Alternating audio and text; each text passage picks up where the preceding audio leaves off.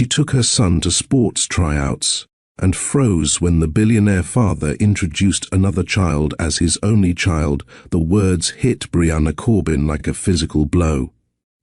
"She's my only child." Ronan Prescott stood at the microphone, his arm around his 9-year-old daughter's shoulders, addressing the crowd of parents and children gathered at Field 1. His voice carried that same confident warmth she remembered from a decade ago, but now it unknowingly delivered a lie that only Brianna could correct. Her fingers tightened on the chain-link fence until her knuckles went white.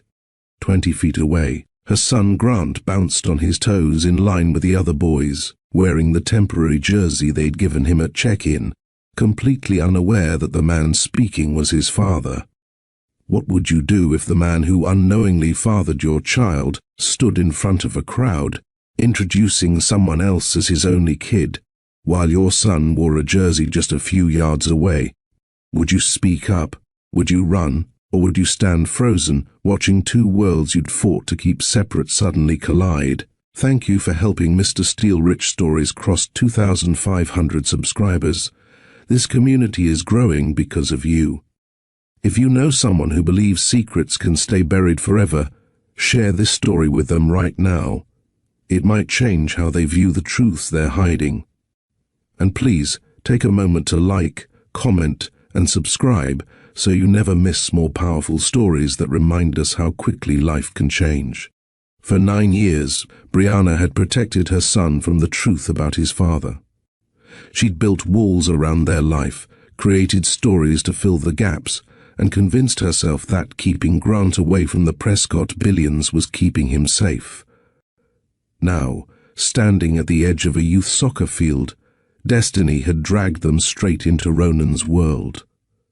Before this day ended, one painful truth-telling moment would change an entire family's future. The morning had started with such simple intentions. "Mom, look at this!" Grant had burst into the kitchen 3 days earlier, laptop in hand, his eyes, so like his father's, bright with excitement. The Prescott Sports Complex is having open tryouts for their youth league. It's completely free if you get selected. Brianna had frozen at the sink, dish soap dripping from her hands.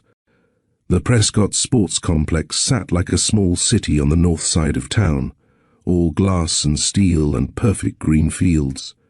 She'd driven past it countless times, always taking the longer route to avoid seeing the massive Prescott Foundation letters across the main building. "Please, Mom." Grant had pushed the laptop toward her. "Look at the facilities. They have 3 indoor fields, professional coaches, and they even provide all the equipment.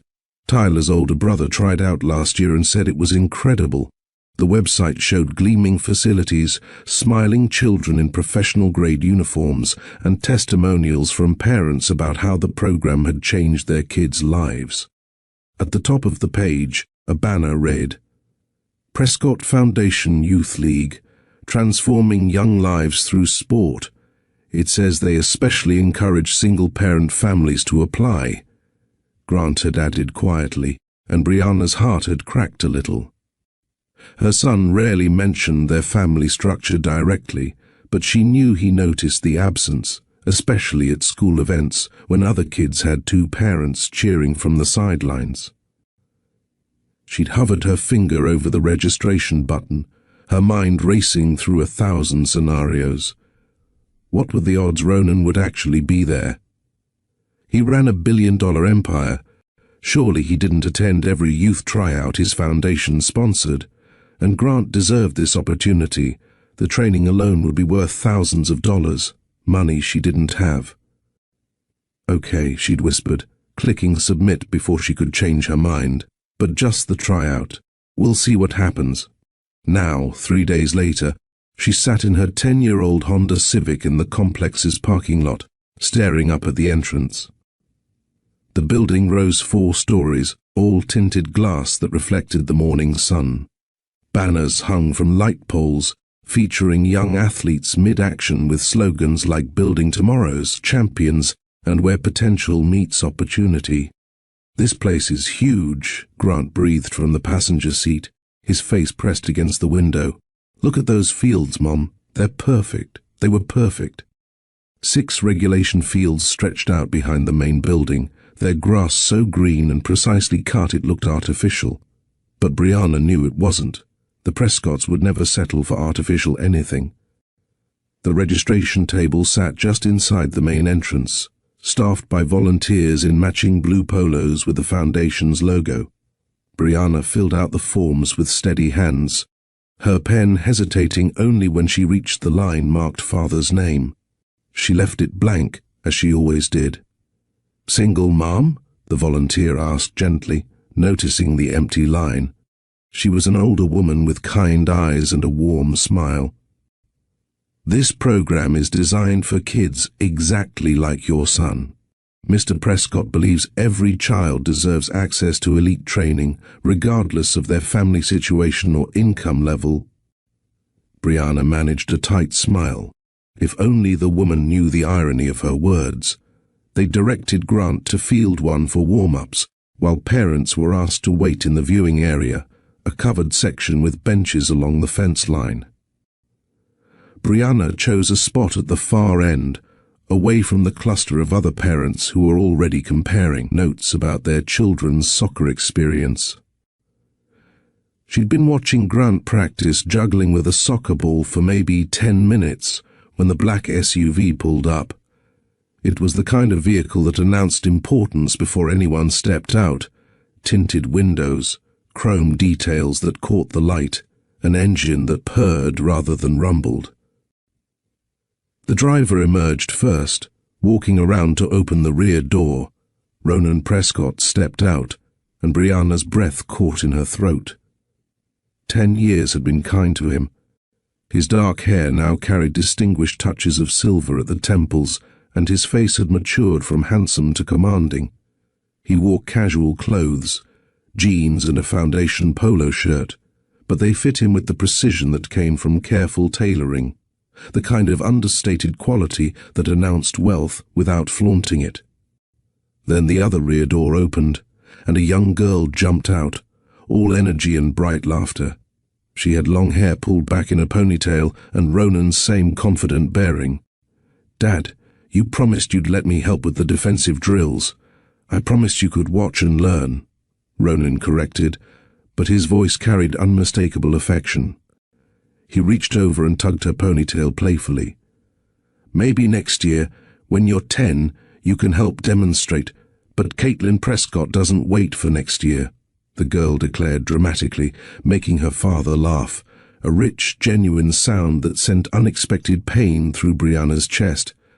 So this was Caitlin, the daughter from his marriage to Clara Whitmore, the senator's daughter.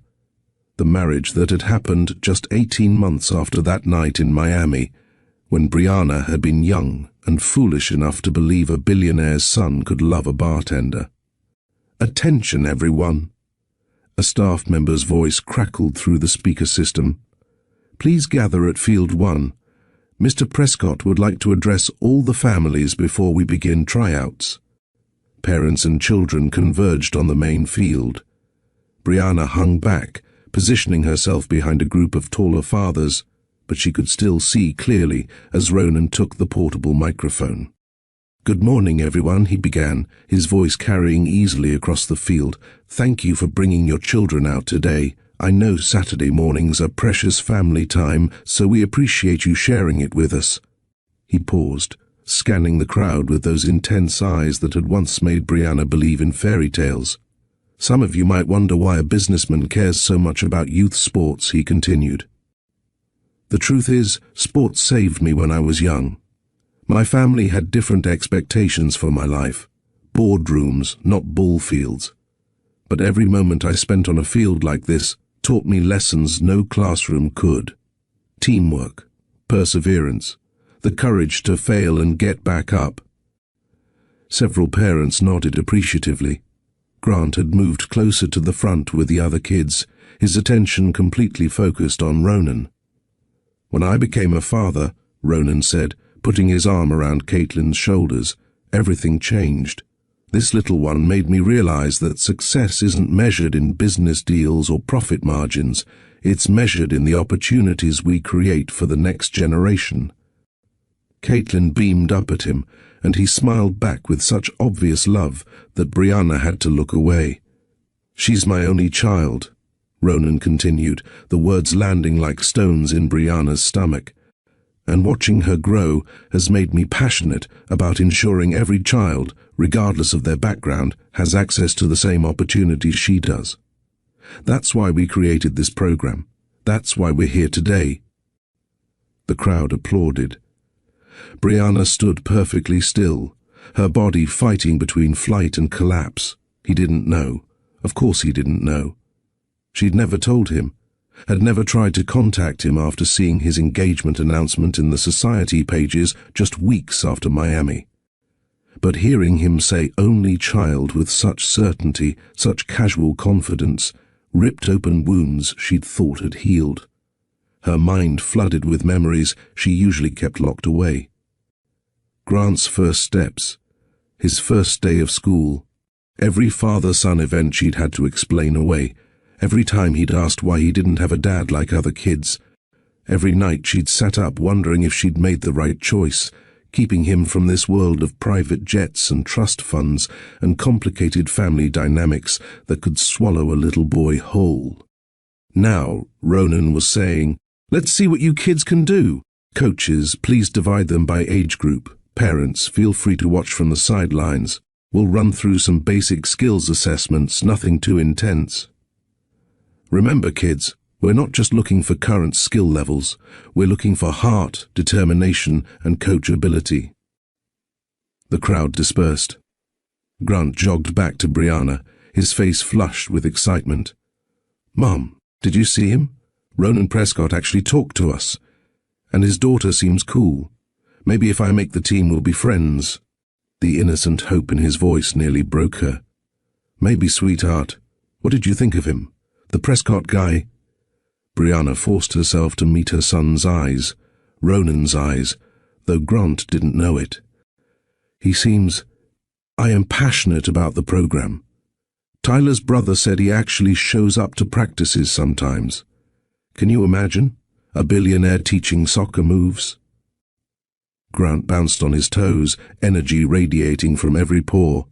"I'm going to work so hard today, Mom. I really want this. I know you do." She pulled him into a quick hug, breathing in his familiar scent of bubblegum, shampoo, and little boy sweat. "Just go out there and be yourself. That's all anyone can ask." He grinned and ran back to join his age group, leaving Brianna alone with her racing thoughts. She gripped the fence, her hands tight against the metal, watching her son warm up on one side of the field while Ronan walked the opposite sideline with his coaching staff, occasionally stopping to point something out to Caitlin. Three separate worlds existing in the same space. Brianna Corbin, the single mother who'd built a quiet life in the shadows. Ronan Prescott, the billionaire who didn't know he had a son. And Grant Corbin, the 9-year-old boy whose life was about to change in ways none of them could predict. Before this day ends, these three lives will collide with the force of a decade of secrets. The sharp crack of a baseball bat connecting with a ball echoed across the practice field, and for a moment, Brianna wasn't standing at a youth tryout anymore. The sound morphed in her mind, becoming the crash of a coffee cup hitting concrete 10 years ago. Brown liquid spreading across the sidewalk outside Miami University's economics building. She'd been leaving the campus health clinic after another grueling shift, exhausted from juggling her pre-med courses with work-study hours that never seemed to cover her expenses. Her eyes had been on her phone, checking her bank balance and calculating whether she could afford both rent and textbooks this month, when someone slammed into her shoulder. The impact sent her coffee flying, the cup exploding against the ground in a spectacular splash that caught both their shoes. "I'm so sorry." The voice had been genuinely distressed, not the casual dismissal she'd expected from someone who dressed like money had never been a concern. "I wasn't watching where I was going. Are you hurt?"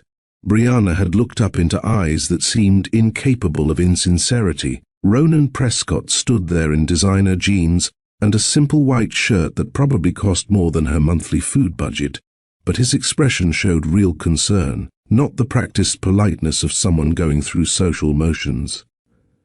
"I'm fine," she'd said, stepping back from the coffee puddle. "Though my caffeine addiction just took a critical hit. Let me replace it." He'd already started walking toward the campus coffee shop. "Please, I knocked it out of your hands. It's the least I can do." She'd followed, partly because she really did need the caffeine, and partly because something about his earnestness intrigued her. He wasn't performing confidence like most wealthy students she'd encountered on campus. He seemed almost nervous, running his hand through his dark hair as they waited in line. "One large coffee," he'd told the barista, then turned to her. "How do you take it?" "Black, 1 sugar," she'd said. He nodded to the barista, then added, "And whatever else you want. Consider it a hazard to pay for walking near the economics building where distracted business majors roam free." "Just the coffee," Brianna had said, but he'd already added a blueberry muffin to the order. "You look like someone who forgets to eat when she's studying," he'd said, and the accuracy of the observation had surprised her into accepting it. That should have been the end of it, a random encounter with Miami University's most eligible bachelor, a story she could tell her roommate later. But somehow, Ronan kept appearing in her orbit. The second time was at the library. She'd claimed her usual spot in the medical section, surrounding herself with anatomy textbooks and color-coded notes, when he'd approached carrying an economics textbook and a hopeful expression. "This might sound strange," he'd said, "but would you mind if I studied here? My usual spot is taken, and you have the only other table with good lighting." She gestured to an empty chair, expecting him to work in silence. Instead, after an hour, he'd noticed her frustration with a particularly complex set of medical terminology. "I could quiz you," he'd offered. "I'm good at memorization. It comes from years of having to remember every business associate's name at my parents' parties." Against her better judgment, she'd slid the flashcards across the table. He'd been patient, funny when she got frustrated, and genuinely impressed when she'd rattled off a perfect explanation of the endocrine system. The third time had been at the dining hall, where she'd been eating alone, reviewing notes between bites of cafeteria pasta. He'd asked to join her, and she'd found herself saying yes before logic could intervene. "You could sit anywhere," she'd pointed out, gesturing to tables full of students who would have welcomed him instantly. "Why here? Because you're the only person on this campus who doesn't look at me and see dollar signs or connections," he'd said simply. "You look annoyed, like I'm interrupting your studying. It's refreshing." She'd laughed despite herself. "You're right, you are interrupting. Then I'll make it worth your time." He'd pulled out his phone, showing her an app he'd found for medical students. My peace offering. The walls she'd built around herself. Necessary protection for a foster kid who learned early that people leave, began to crack under his persistent kindness. He showed up at the quad where she studied under an old oak tree, bringing extra water bottles on hot days. He texted her ridiculous mnemonics for her anatomy exams. He never pushed, never assumed, just consistently appeared with that genuine smile that made her forget why she'd sworn off dating until after graduation. The moment everything changed had been the campus debate tournament. She'd mentioned offhandedly that she'd never understood the appeal of competitive arguing, and he'd invited her to watch him compete. Just once, she'd told herself, arriving at the auditorium in her only nice dress, a simple black thing she'd bought second-hand for medical school interviews. Watching Ronan command that stage had been like seeing a completely different person. He'd argued with passion and precision, dismantling his opponent's position with logic that felt almost surgical. The nervous energy he carried in casual conversation transformed into focused intensity. He was brilliant, compelling, and absolutely in his element. Afterward, he'd found her in the crowd, that confidence evaporating the moment he reached her. "So," he'd asked, and she'd heard the vulnerability in his voice. Was it as boring as you expected? You were incredible, she'd admitted, and his whole face had lit up. Brianna. He'd taken a breath, squaring his shoulders like he was preparing for another debate. Would you go out with me, on an actual date, not just random study encounters or coffee apologies? She'd thought of a dozen reasons to say no. She was broke, overworked, and had no business dating someone whose last name was on 3 buildings on campus. But looking at him, nervous, hopeful, completely sincere, she'd heard herself say yes.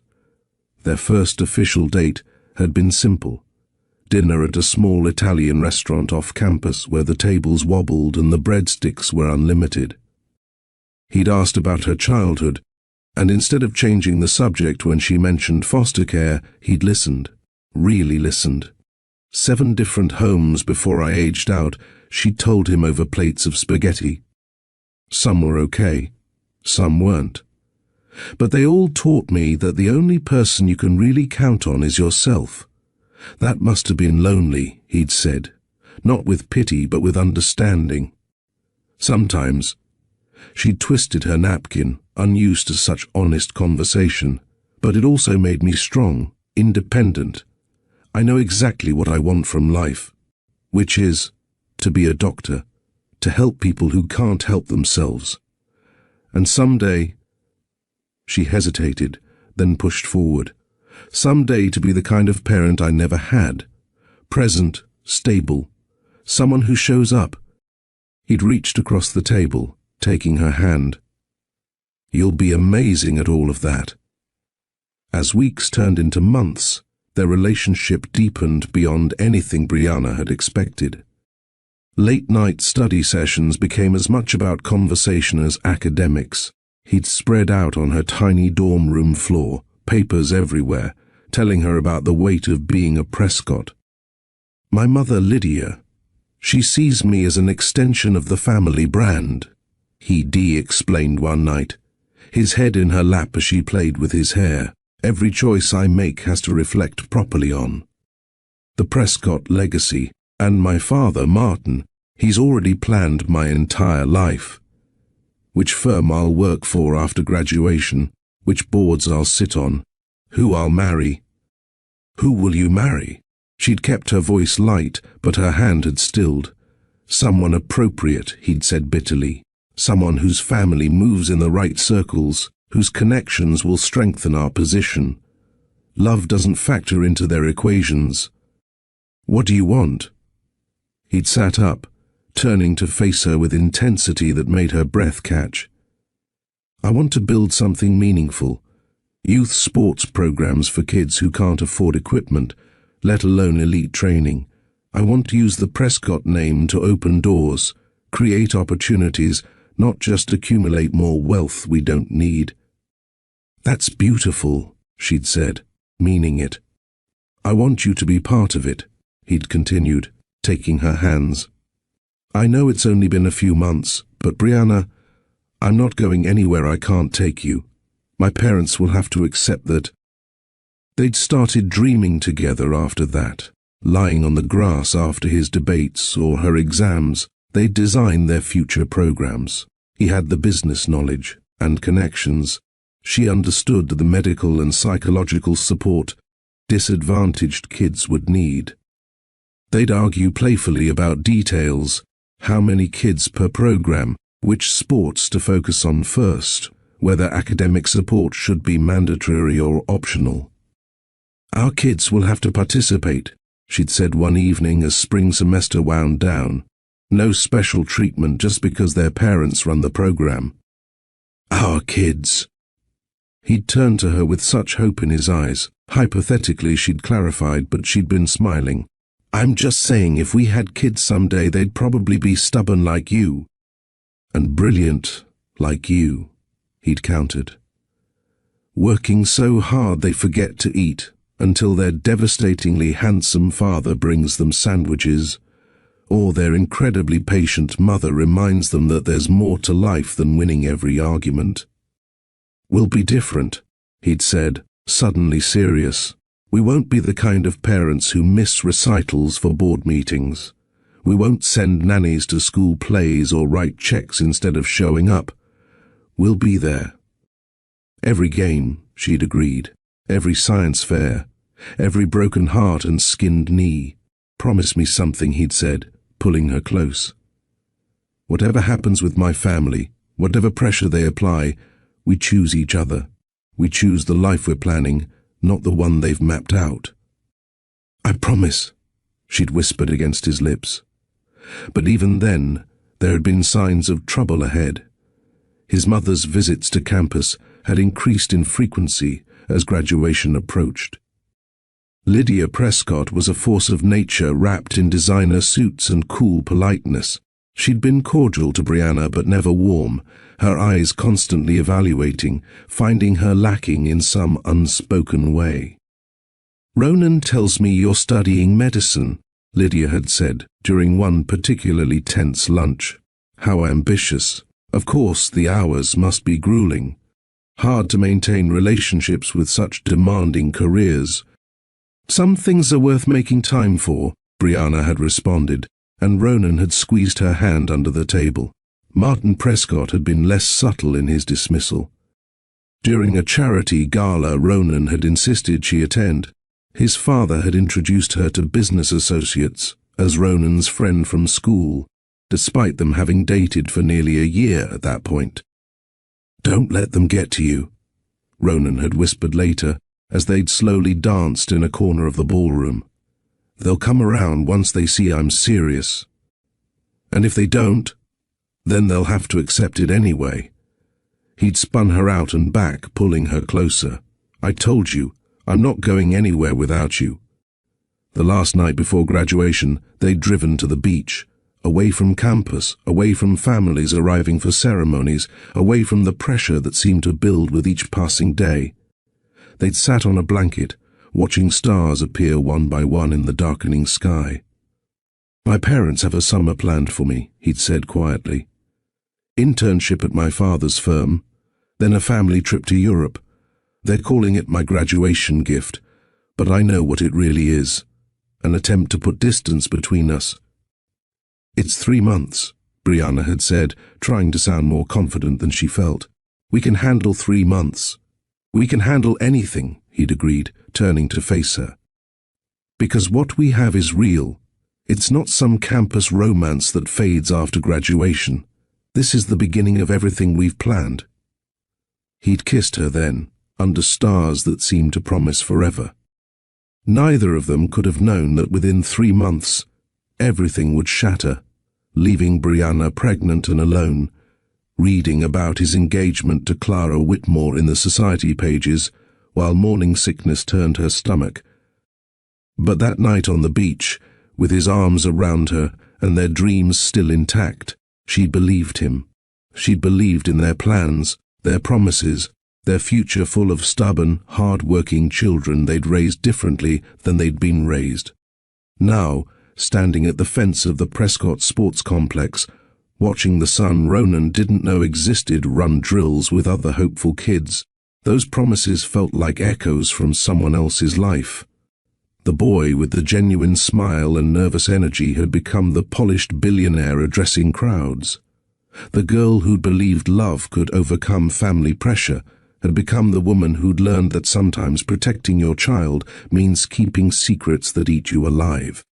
Grant executed a perfect pass, and the coach made a note on his clipboard. Across the field, Ronan pointed something out to his daughter, both of them unaware that their carefully separate worlds were about to collide with the force of 10 years of unspoken truth. The memory of that beach night faded as Brianna watched Grant complete another drill, but her mind wouldn't let go of the past. Not today. Not with Ronan standing just 50 yards away, oblivious to the truth that had shaped every day of the last decade. The blue line had been so faint she'd almost convinced herself it wasn't there. Brianna had sat on the edge of her bathtub in the cramped apartment she'd rented after graduation, holding the pregnancy test up to the harsh fluorescent light. Her hands had trembled, making the plastic stick shake, but the line remained, faint, barely visible but undeniably present. Terror had hit first.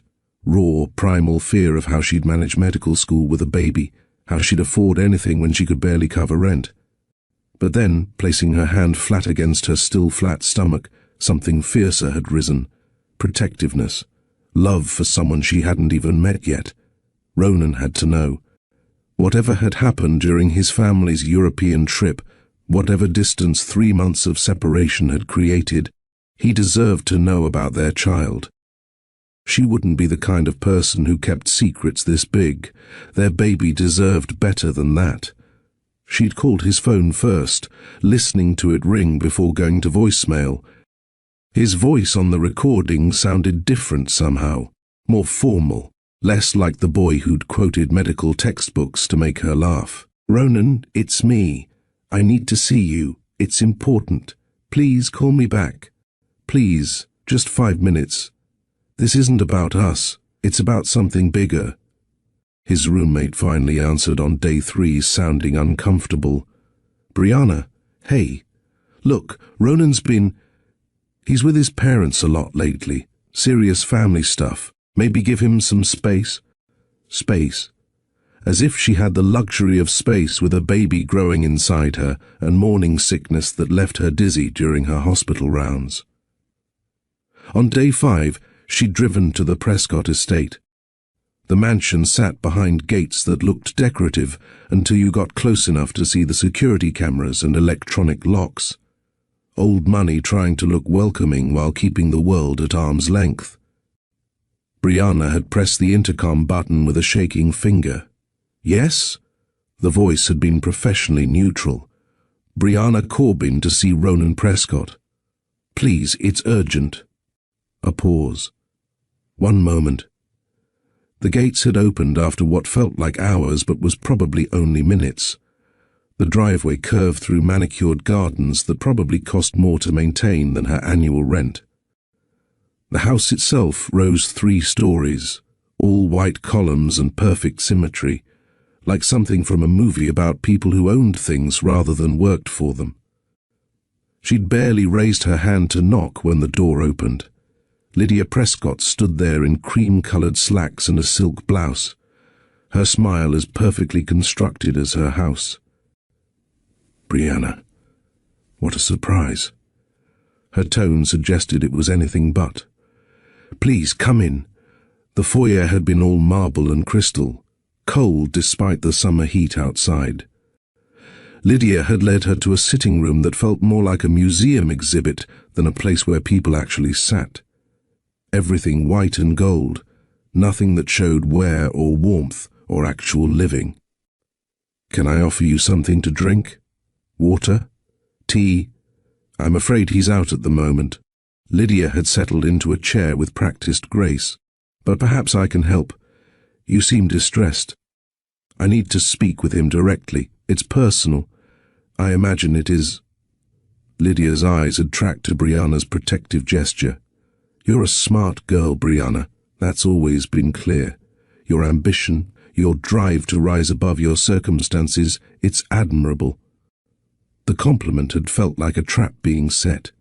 But surely someone as intelligent as you can see that Ronan is moving into a different phase of his life now. The university chapter is closing. Real responsibilities await him. "Real responsibilities," Brianna had repeated, the irony bitter on her tongue. "He's spoken to Martin and me at length about how to handle things with you kindly." Lydia had leaned forward, her expression almost sympathetic. "He cares for you, of course. You were important to him during a formative time.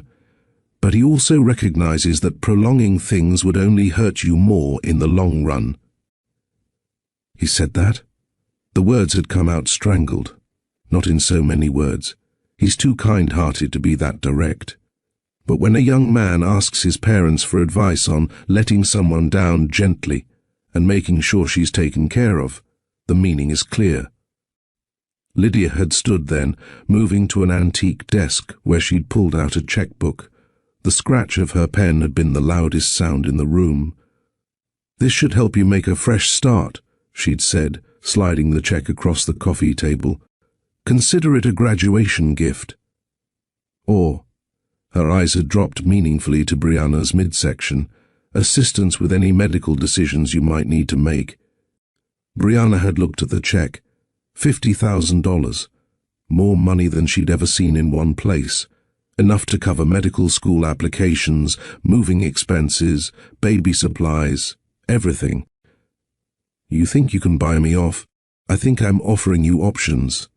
Lydia's voice had remained maddeningly calm. You're young, with your whole career ahead of you. Don't let one summer romance derail everything you've worked for. This isn't about romance. Brianna had stood, pushing the check back across the table. I'm pregnant with Ronan's child, your grandchild, and he deserves to know that. For the first time, Lydia's composure had cracked slightly. Her fingers had tightened on the check before she carefully folded it and set it aside. I see. Well, that does complicate things. She'd studied Brianna with calculating eyes. Tell me, what exactly do you envision happening here? You show up, announce a pregnancy, and Ronan abandons the life his family has built for him, throws away generations of legacy for a girl he knew for 1 year. I envision him making his own choice, with all the information. How noble. Lydia had stood, moving to the window that overlooked the estate's grounds. Let me paint you a different scenario. You pursue this, and our lawyers get involved. Every moment of your relationship gets scrutinized. Your background, the foster homes, the poverty, the desperate ambition, all becomes public record. The media loves stories like this. I'm not afraid of the truth. Perhaps you should be. Not for yourself, but for your child. Lydia turned back to face her. If you choose to have it, that baby, if you insist on this path, grows up with that story following them, fighting for scraps of attention from a father who'll be forced to acknowledge them but never truly accept them. Is that the life you want for your child? Constant legal battles, public humiliation, always being seen as the mistake, the complication. Each word had been precisely chosen, finding every fear Brianna carried about raising a child alone, about repeating the cycles she'd grown up in.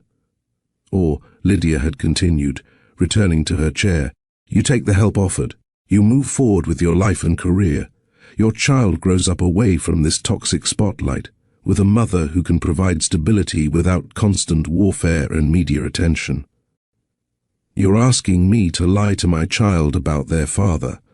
I'm asking you to protect your child from a world that will never fully accept them. Lydia's voice had softened to something almost kind. I know what it's like to want the best for your children. Sometimes that means making impossible choices. Brianna had stood there, feeling the weight of the life inside her, the dreams she'd built with Ronan crumbling around her. He'd promised to choose her over family pressure, but he wasn't even here. He'd sent his mother to handle the mess, to clean up the unfortunate complication of their relationship. I don't want your money, she said finally. I won't be bought or bullied, but I won't force my child into a family that sees them as a problem to be managed either. She'd moved toward the door, then turned back. Tell your son he had a chance to be a man, to make his own choices. Instead, he let his parents decide for him. I hope the life you've planned for him is worth what he's losing. Lydia hadn't responded, just watched with those cold, evaluating eyes as Brianna walked out of the mansion, and, she'd thought, out of Ronan's life forever. 3 weeks later, after moving to a smaller apartment in a different part of the city, she'd written him one letter. Her hands had been steady this time, no trembling as she'd put everything on paper. Ronan, I'm writing this because you deserve to know the truth, even if you've chosen not to hear it in person. I'm pregnant.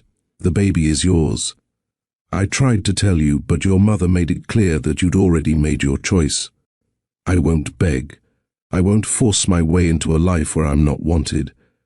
But if you change your mind, if you want to know your child, this is my new address and phone number.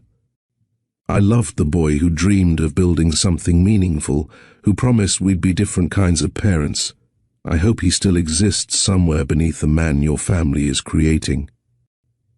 Brianna. She'd sent it to his apartment address, not trusting it to reach him at the estate.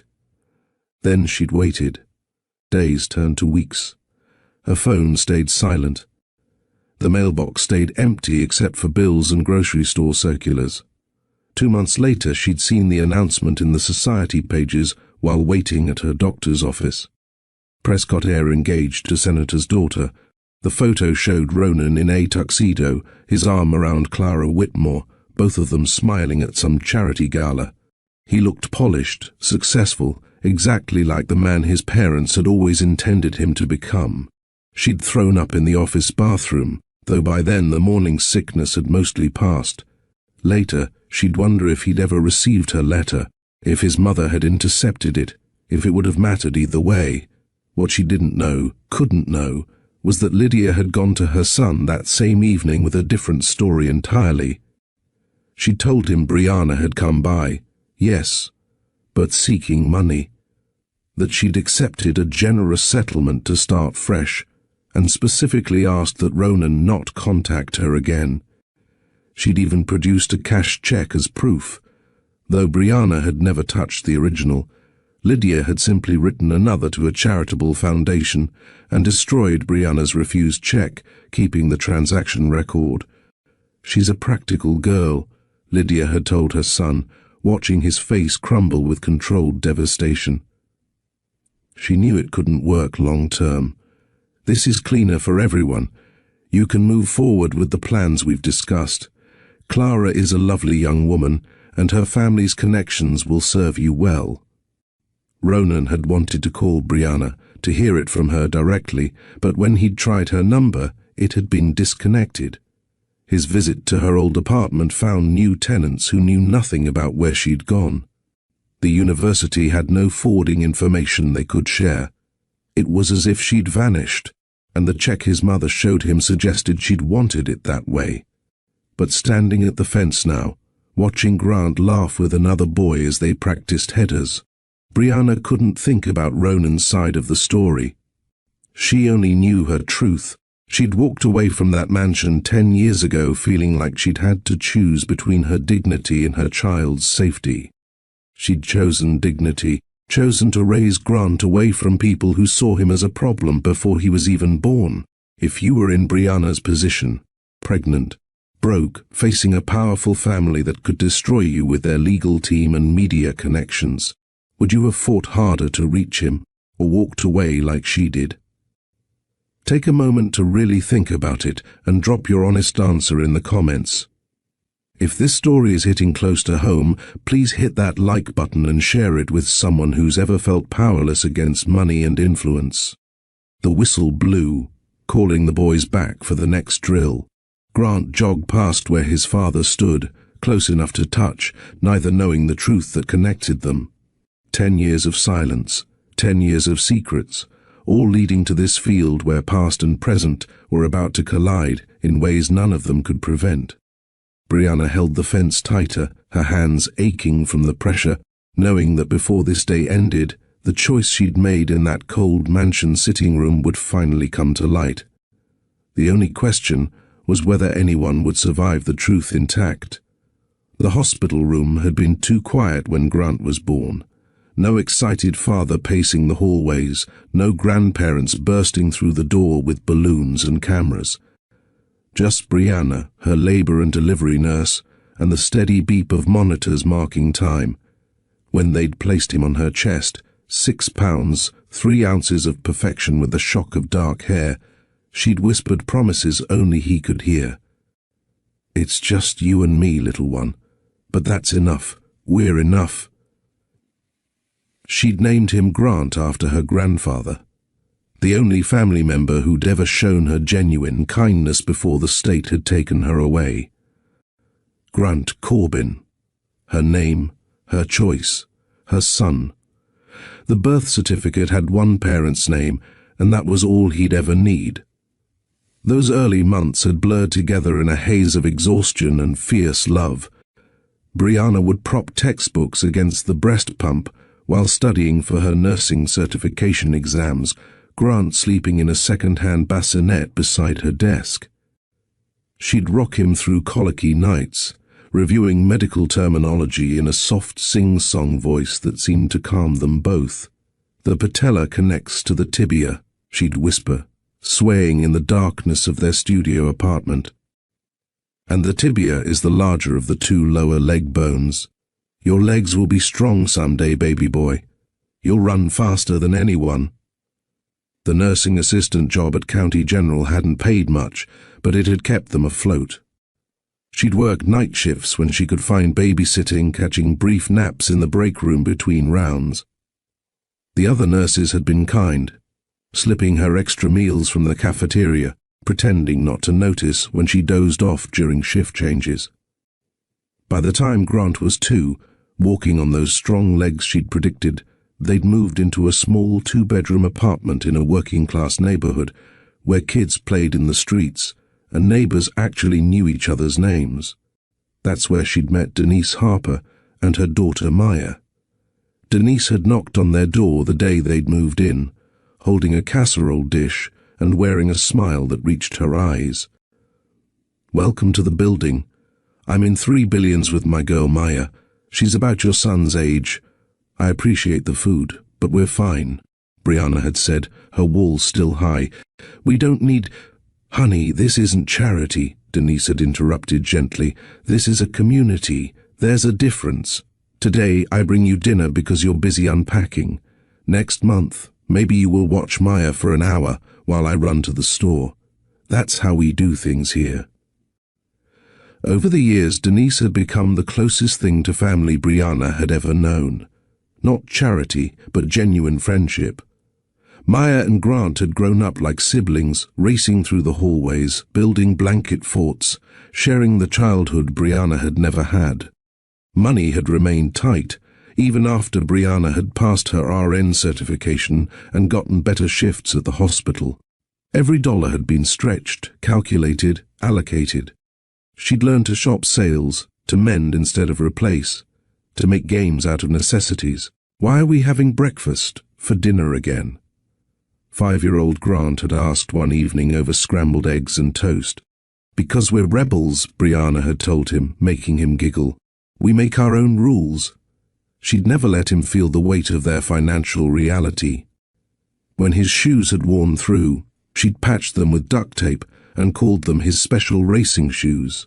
When other kids had talked about vacations, she'd taken him to the library and they'd traveled through books, creating elaborate adventures from picture books and atlases. Their rituals had become sacred. Saturday mornings at the park, where she'd push him on swings until her arms ached. Sunday afternoons at the library, where he'd check out the maximum number of books allowed. $1 ice cream cones on the first Friday of each month, what they'd called their fancy dinner out. The questions about his father had started around age 6. "Mom, do I have a dad?" Grant had asked one evening while she'd helped him with homework.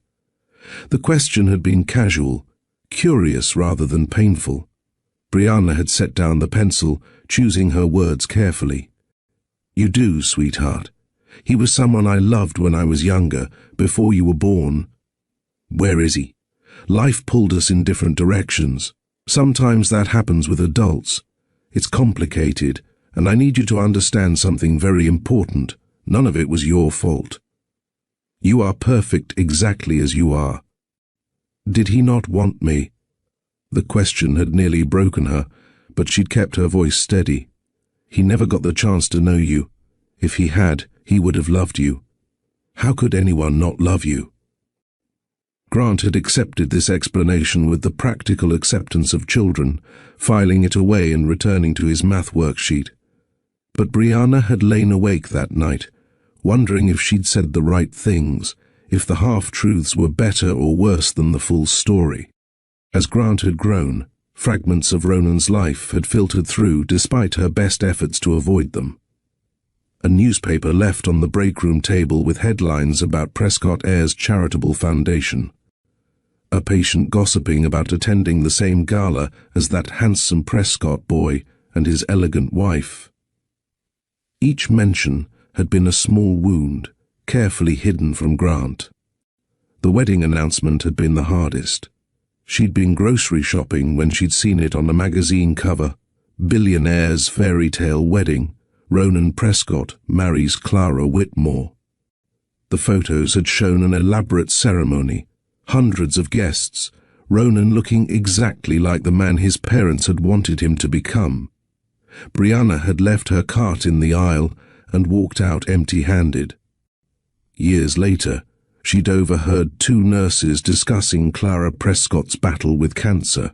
Part of her, a part she wasn't proud of, had felt a savage satisfaction that the perfect life wasn't so perfect after all. But mostly, she'd felt sad for the woman who'd gotten everything Brianna had once wanted, only to have it stolen by disease. When the news had come that Clara had passed, leaving Ronan a widower with a young daughter, Brianna had felt nothing. Or told herself she'd felt nothing. The numbness had been carefully cultivated, a protection against caring about someone who'd chosen his family's plan over their love. If he wanted to know about Grant, he could have found me, she told herself repeatedly. One letter. I sent one letter with my address. That was enough. But Grant had made staying numb impossible. He discovered baseball at age 7, and it had been love at first swing. T-ball had turned into Little League, which had turned into an obsession that had him practicing swings in their living room and watching games with religious devotion. "Mom, did you see that hit?" he'd shout, replaying moments from games where she'd cheered herself hoarse from the stands. She'd bought his equipment from thrift stores and yard sales, carefully cleaning and repairing each piece. His glove had been restrung 3 times, his cleats resoled twice, but Grant had treated them like treasures. When other kids had shown up with matching bags and custom jerseys, Grant had worn his patched uniform with pride. The guilt had eaten at her, knowing she couldn't afford the private coaching that might take his natural talent to the next level, couldn't pay for the elite travel teams that scouts watched, couldn't give him the advantages other kids took for granted. Which was why, when Grant had burst into the kitchen 3 days ago with news of the Prescott Foundation tryouts, her first instinct had been to say, "No." "Mom, look at this." He'd shoved the laptop toward her, his eyes bright with excitement. "It's completely free if you make the team. Professional coaches, real uniforms, they even provide transportation to games." She'd stared at the Prescott name splashed across the web page, her stomach churning. Every banner, every logo, every piece of equipment would carry his father's name. How could she send Grant into that world without telling him the truth? "Please, Mom." Grant's eyes had been so hopeful, so eager. "Look at the facilities. They have 3 indoor fields, professional coaches, and they even provide all the equipment." Tyler's older brother tried out last year and said it was incredible. The website showed gleaming facilities, smiling children in professional-grade uniforms, and testimonials from parents about how the program had changed their kids' lives. At the top of the page, a banner read, "Prescott Foundation Youth League, transforming young lives through sport." It says they especially encourage single-parent families to apply, Grant had added quietly. Like they actually want kids like me. The irony had been too bitter to swallow. Ronan created programs for children exactly like the son he didn't know existed. But looking at Grant's face, at the pure hope there, she'd clicked the registration button. "Just the tryout," she'd said, echoing words from 10 years of similar moments. "We'll see what happens." Now, sitting in the parking lot of the complex, watching families stream through the entrance, Brianna gripped the steering wheel and whispered to herself, "I'm not running again. No matter who's inside that building, no matter what happens, I'm not running." She'd run once, 10 years ago, walking away from that mansion with her dignity intact, but her heart shattered. She'd built a life from nothing, raised an incredible boy, created stability from chaos. Grant deserved this chance, deserved every opportunity. even if it meant Brianna had to stand on the same field as the man who'd chosen family pressure over their love. "Mom, we're going to be late," Grant said, already unbuckling his seatbelt. "We're right on time," she'd assured him, though time had become elastic, past and present colliding as they walked toward the entrance. She'd thought she'd prepared for everything. The sight of Ronan, the memories it would trigger, the pain of watching Grant unknowingly interact with his father's world. What she hadn't prepared for was Ronan standing at that microphone, introducing another child as his only one, making Grant invisible before he'd even had a chance to be seen. The morning that had started with such hope, with Grant's excitement and Brianna's determination to give him this opportunity, had become a countdown to revelation. 3 people on the same field, connected by blood and secrets and choices made in marble sitting rooms, none of them knowing that by day's end, 10 years of carefully constructed walls would come crashing down. Grant waved at her from the field, his smile bright with possibility, and Brianna waved back, her heart breaking and mending and breaking again with love for this boy who'd never know how much she'd sacrificed to keep him whole. The tryouts continued through the morning, and Brianna stood watch like a sentinel, guarding her son from a truth that was rapidly becoming impossible to contain. Every time Ronan walked past, every time he glanced in their direction, she felt the weight of the secret pressing against her chest, demanding to be released. Grant was everything she'd hoped he'd be on that field. Focused, skilled, gracious when he succeeded, and determined when he failed.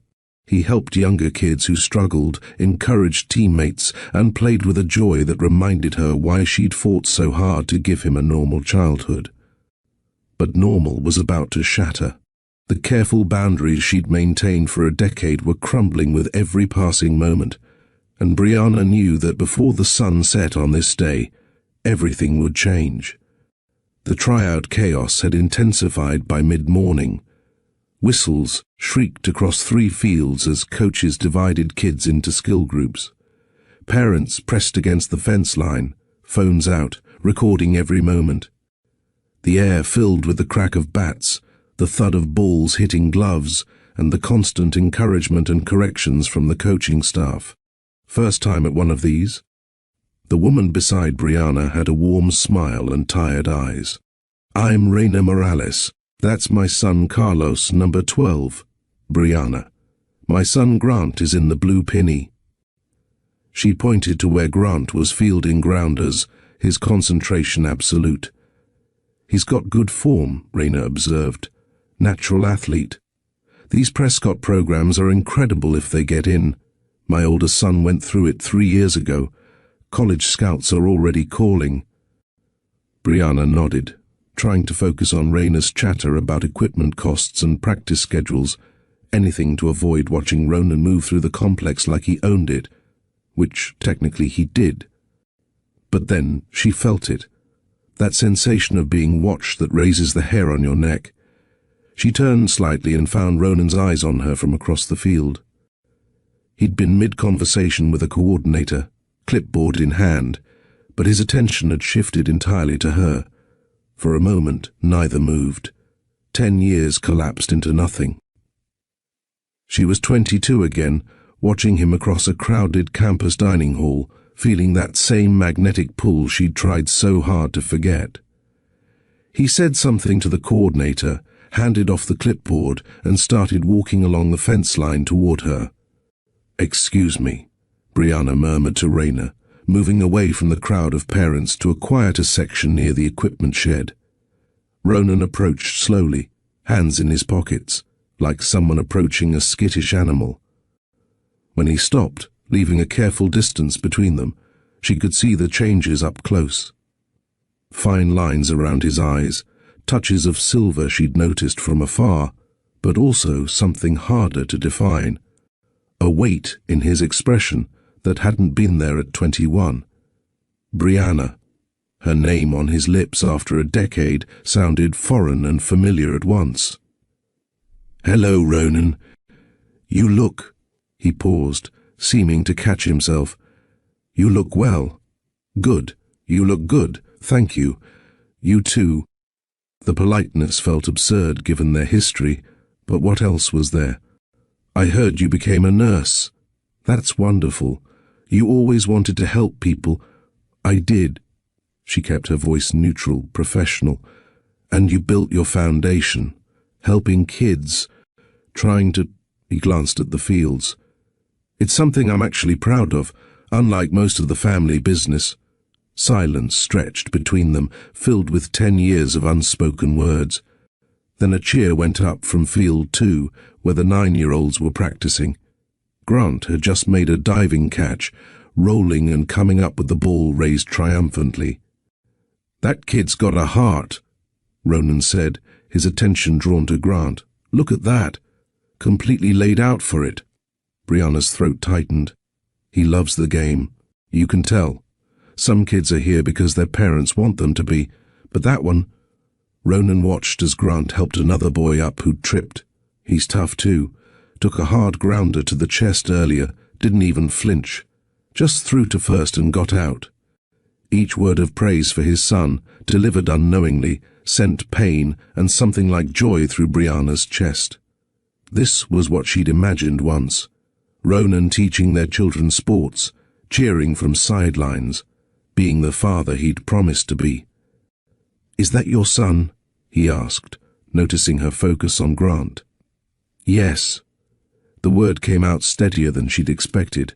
You must be proud. He's exactly the kind of kid this program was designed for. Natural ability, obvious dedication, probably can't afford elite coaching otherwise. He caught himself. I'm sorry. That was presumptuous, but accurate. She met his eyes directly. Single mother, nurse's salary, not exactly private coaching money. Something shifted in his expression. You raised him alone. I did what I had to do. Before he could respond, Caitlin ran up, tugging on his sleeve. Dad, Coach Martinez wants to know if you're doing the closing speech or if he should... I'll do it, sweetheart. Tell him 15 more minutes. He touched his daughter's ponytail affectionately. Caitlin, this is Miss Corbin. She's an old friend from college. Nice to meet you, Caitlin said politely, then looked at her father with those sharp eyes kids have. Was she your girlfriend? Caitlin, before my mom? Yes. Caitlin studied her with frank curiosity. My mom died 2 years ago. Did you know that? Caitlin, that's not. It was. But Dad and I take care of each other now. She slipped her hand into Ronan's, protective and possessive at once. She's right, Ronan said, squeezing his daughter's hand. We're a team. The words echoed his long-ago promises about the family they'd build, and Brianna had to look away. On the field, Grant was in line for batting practice, adjusting his helmet with serious concentration. Listen, Ronan said, his voice dropping. Could we talk? Properly, I mean. Not here with... He gestured at the controlled chaos around them. There's a cafe about a mile down the road, neutral territory. Every instinct screamed at her to say no, to protect the life she'd built, to keep the boundaries that had kept her and Grant safe for 10 years. But looking at him, seeing something desperate in his eyes that matched her own churning emotions, she heard herself agree. 3 o'clock. After tryouts end. Thank you. The relief in his voice was obvious. There are things I need to say, to ask, to understand. A whistle blew, sharp and commanding. Grant was up to bat. His first swing missed, but he reset immediately, adjusting his stance. The second connected solidly, sending the ball over the shortstop's head. Both Brianna and Ronan moved forward instinctively, drawn to watch. Grant rounded first, almost made it to second, but the throw came in fast. He slid, kicking up dust, but was tagged out. Instead of looking defeated, he bounced up grinning, slapping the second baseman's glove in acknowledgement of the good play. That's exceptional sportsmanship, Ronan murmured. You've raised him well. The irony was too much. Here was Ronan praising his own son's character, crediting her for virtues that might have come from if he'd been there to give them. "He's a good kid," she managed. "Miss Brianna." Grant came running over during a water break, face flushed with exertion and excitement. "Did you see that hit?" "I saw everything, baby. You're doing great." Grant's eyes moved to Ronan, widening slightly. "You're Mr. Prescott. You started all this." "I did, and you're quite the player. What's your name?" "Grant Corbin, sir." Ronan extended his hand, and Grant shook it with the seriousness of a much older person. Father and son, touching for the first time, neither knowing the truth of it. Brianna's heart felt like it might crack open right there on the field. "Keep playing like that, Grant, and you'll definitely make the team," Ronan said. "Really?" Grant's whole face brightened. "Really? Now get back out there. They're calling your group." Grant ran off, and Ronan turned back to Brianna. 3:00? I'll be there." He walked away to handle closing announcements, and Brianna gripped the fence until her hands ached.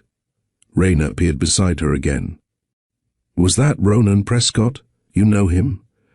"We went to college together. It must be strange seeing him after all these years. You have no idea."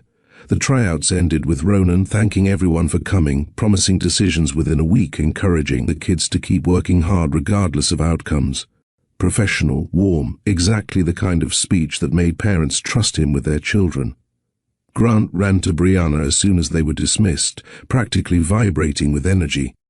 "Mom, I think I really might make it. Did you see how the coaches were writing stuff when I was batting?" And Mr. Prescott said, "I heard what he said." She guided him toward the parking lot, her mind racing. They passed the main building's glass doors just as Ronan and Caitlin were entering. Grant watched them go, something wistful in his expression. "She's lucky," he said quietly. "Having a dad like that. He seems really nice." The moment had come. Brianna stopped walking, turned to face her son directly. They were alone in the parking lot, most families already driving away. "Grant, there's something I need to tell you." His expression shifted to concern.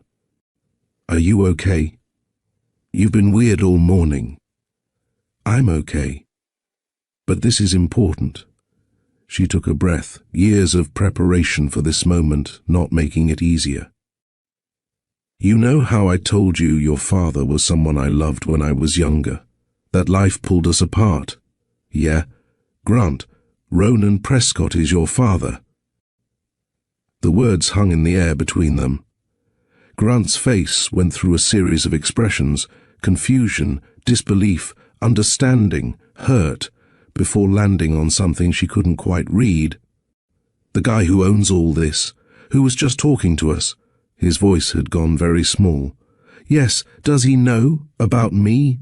This was the hardest part. "No, baby, he doesn't know." "Why?" There was no accusation in it, just genuine confusion. "Did you not want him to know?" Brianna knelt down, taking his hands. "It's complicated, and I need you to understand that none of this is your fault. When I found out I was pregnant with you, your father's family, his parents, they made it clear I wasn't welcome in their world. They had different plans for his life, plans that didn't include us. But he seems nice. He was nice to me. He is nice. He was always kind. But sometimes kind people make choices that hurt others without meaning to. And sometimes people like me, who don't have money or power, have to make impossible choices to protect their children." Grant was quiet for a long moment, processing. "Are you going to tell him now? I'm meeting him this afternoon to talk. But Grant, I need you to know that whatever happens, nothing changes between us. You're my whole world. Always have been, always will be." "But what if he wants to know me now? What if he wants to be my dad? Then that becomes your choice too. You get a say in this." Grant looked back at the complex, then at his mother. "If he's mean to you, if he makes you cry, or says anything bad about you choosing to keep me safe, I'm walking out. I don't care if he owns 100 baseball fields." Brianna pulled him into a fierce hug. "When did you get so wise?" You raised me, he said simply, and she had to fight back tears. They drove home in contemplative silence, Grant staring out the window while Brianna's mind raced through possibilities. At their apartment, Maya Harper was already waiting. Denise's daughter had grown into a responsible teenager who Grant adored. "Thanks for watching him," Brianna said, handing Maya $20. "No problem. We're going to order pizza and watch the game, right, Grant?" But Grant was looking at his mother with worry. "You'll be okay?" "I'll be fine. And we'll talk about everything when I get home." She drove to the cafe with her heart pounding so hard she could hear it. 10 years of carefully constructed walls were about to come down. As she parked and walked toward the entrance, she saw Ronan already inside, sitting at a corner table staring into a coffee cup like it might hold answers. "If you were Grant, would you want to meet this father who's been a stranger for 10 years? And if you were Brianna, would you risk your hard-earned peace to open that door?" Drop your thoughts in the comments. I'd love to hear if you've faced similar choices about absent parents or reconciliation. And if this story is resonating with you, please subscribe so you don't miss what happens when these two finally have the conversation that's been 10 years in the making. She pushed open the door, and Ronan looked up. Their eyes met, and Brianna knew that in the next hour, everything would change. The cafe was the kind of place designed for difficult conversations, quiet corners, soft lighting, enough ambient noise to provide privacy without isolation. Ronan stood when Brianna approached, an old courtesy from a different lifetime. He'd chosen a table in the back, away from windows where someone might recognize him. "Thank you for coming," he said, gesturing to the chair across from him. She sat, placing her purse on the empty chair beside her like a barrier. A server appeared almost immediately, young and cheerful, oblivious to the tension crackling between them.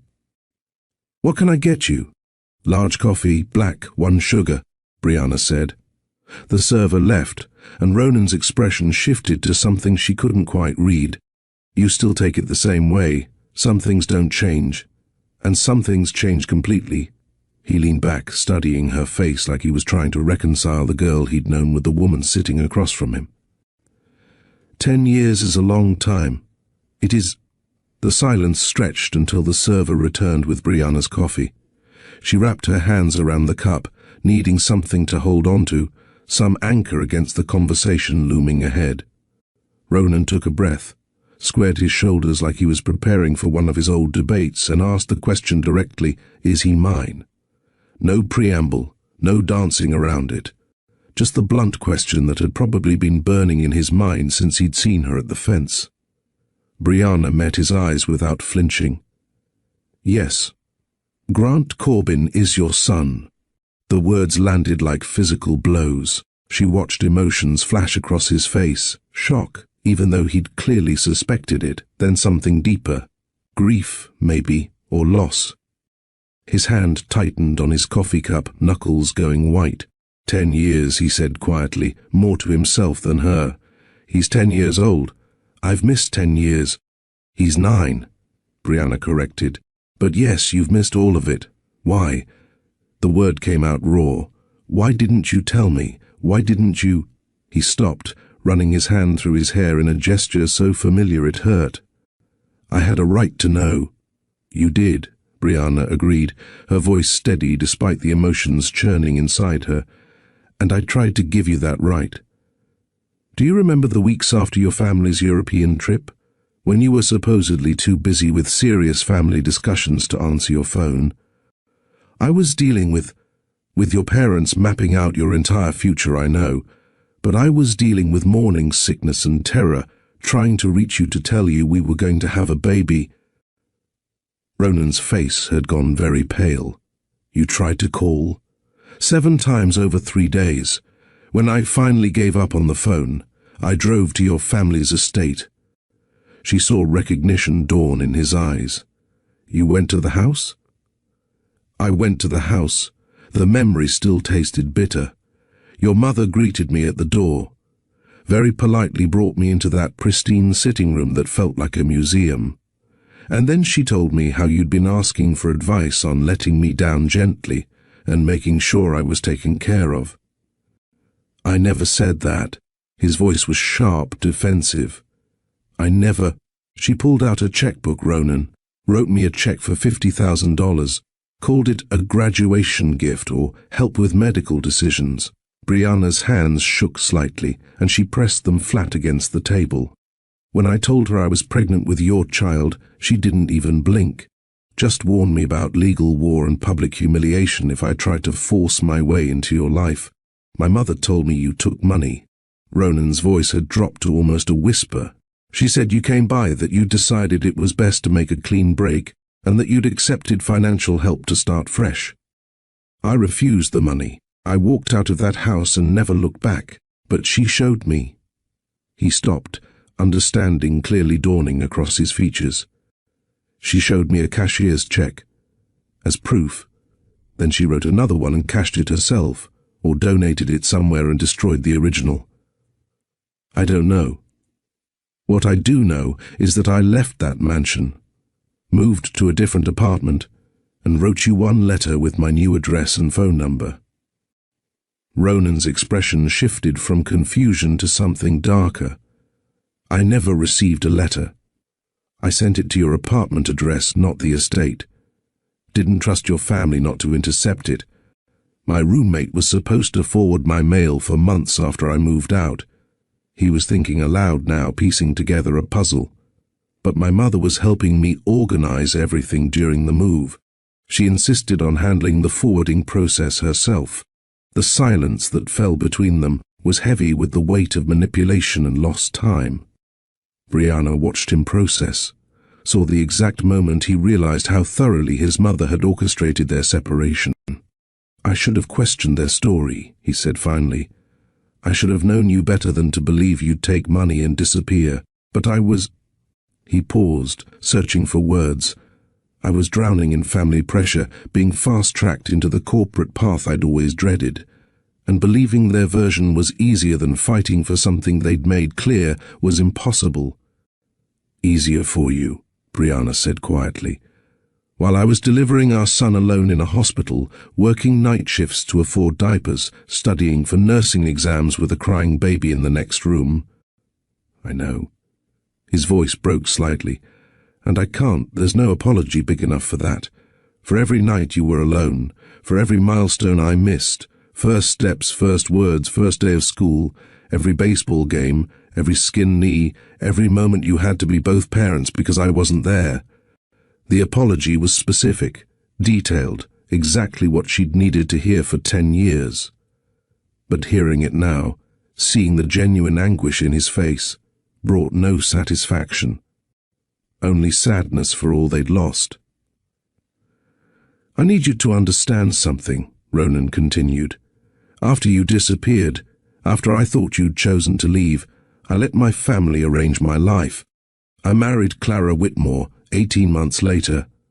I saw the announcement, Brianna said, in a magazine while I was buying groceries. 3 months pregnant with your son. He flinched. She was everything my parents wanted.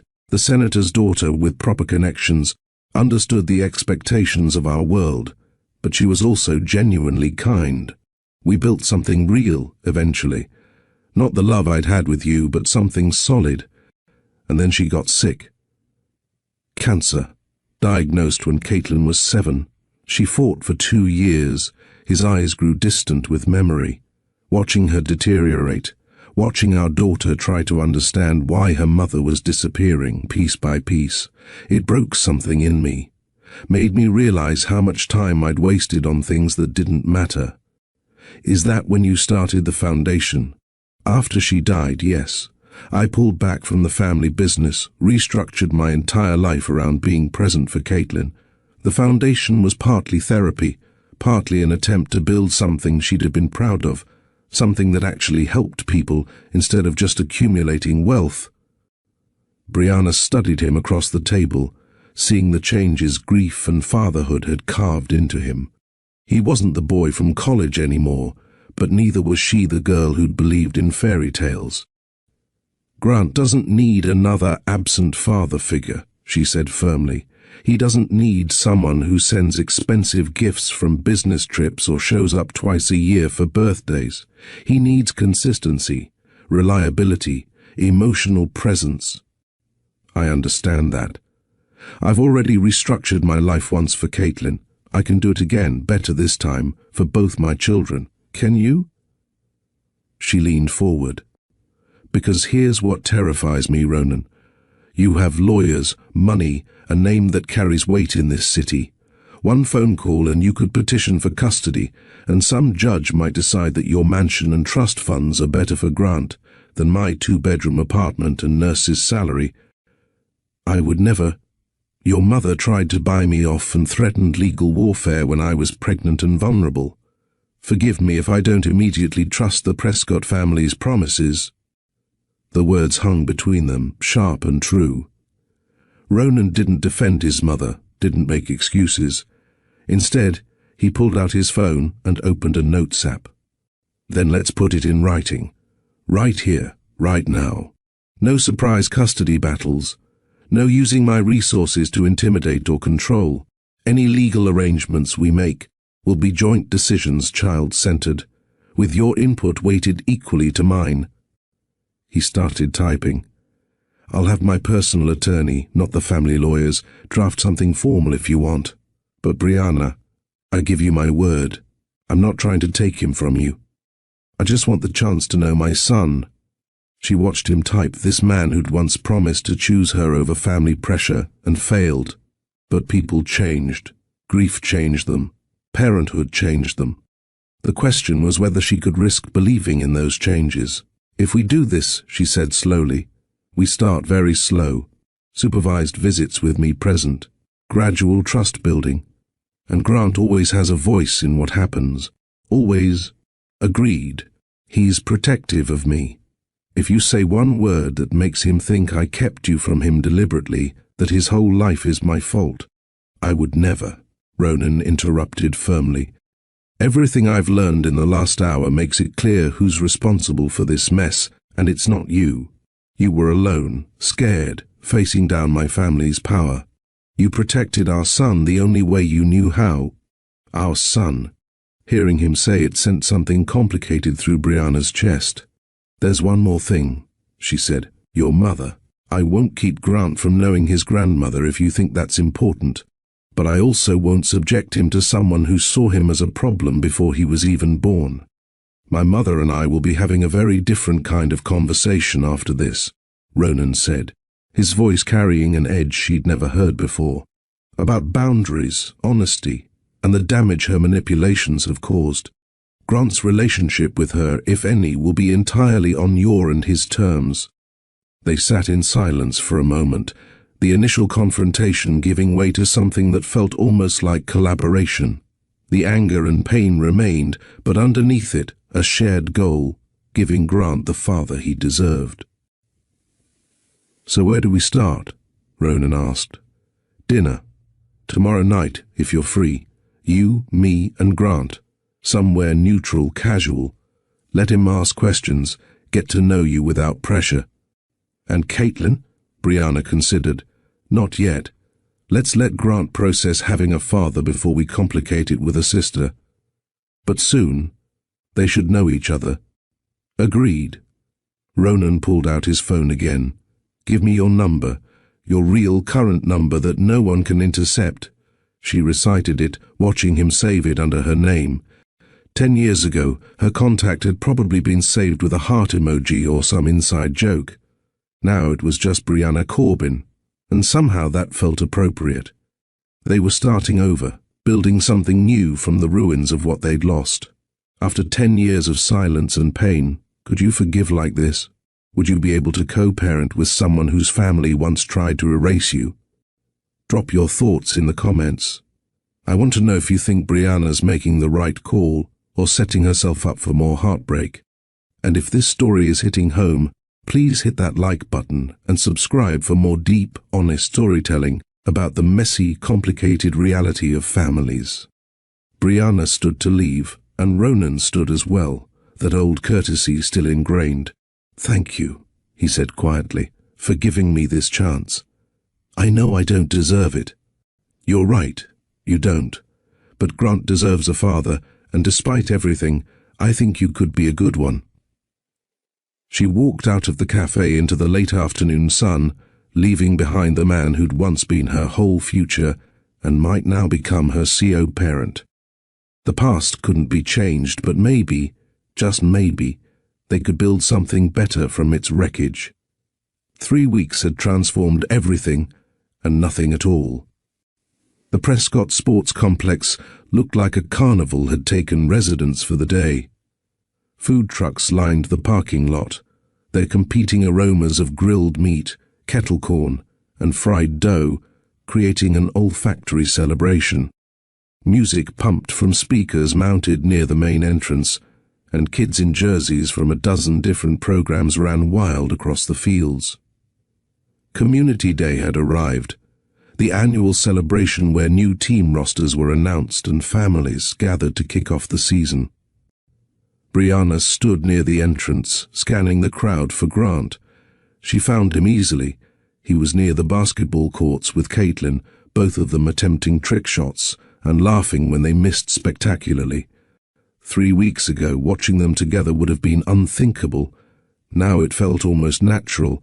The first dinner had been tense, carefully orchestrated at a casual pizza place where Grant had sat between Brianna and Ronan, like a referee at a boxing match. He'd asked direct questions with the bluntness only children possess. "Why didn't you try harder to find us? Do you actually want to be my dad? Or are you just doing this because you got caught?